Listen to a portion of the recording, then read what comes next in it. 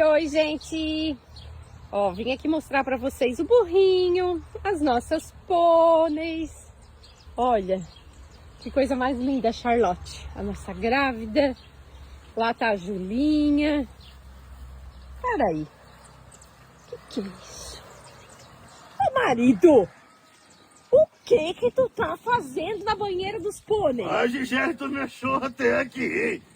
Tô num momento rico, num momento relax. Tô aqui na banheira, tomando meu drink, aqui vendo os bichos. Como é que tu me achou aqui, Gisele? No meu momento anti-estresse.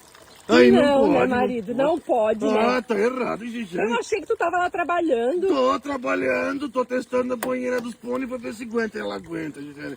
Tá calor, tá calor? Até o trovão tá achando estranho, olha. Ai, deixa ele, deixa. Botei até a toquinha pra não cair cabelo na água, né, Gisele? Ai, dá licença. Vê se pode isso, Vai gente. trabalhar, vai trabalhar.